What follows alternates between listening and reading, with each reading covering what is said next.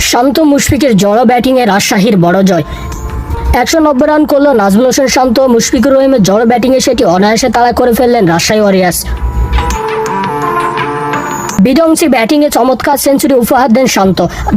10 ও 5 ছক্কায় 60 বলে 101 রানের ইনিংস খেললেন তিনি। এছাড়া মুশফিকের ব্যাট থেকে আসেন 31 বলে 51 রান। দুজন মিলে 71 বলে করলেন 130 রানের ম্যাচ জিতানো জুটি। অথচ রান তাড়ার শুরুটা তেমন ভালো ছিল না রাজশাহীর। তৃতীয় ওভারে ড্রেসিং রুমে ফিরে যান তানজিদ হাসান তামিম। 8 বলে 10 রান করলেন। পাওয়ার প্লেতে আসে মাত্র 43 রান।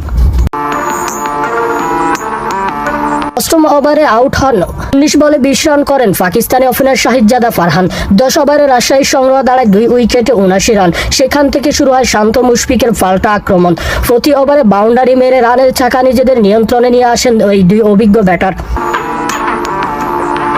মুশফিকুর রহিমের এমন উদযাপনের কিসের ইঙ্গিত দিলেন তিনি? মাত্র 31 বলে 50 রানের মহাকাব্য ইনিংস খেলে ম্যাচ জিতানোর অবদান রেখেছেন মুশফিক। অথচ বিপিএল ডাইভ থেকে কেউ কেনার জন্য আগ্রহ দেখাননি তাকে। এটা তো শুরু। এই ফর্ম কতদূর যায় বিপিএলে সেটি দেখার অপেক্ষা এখন।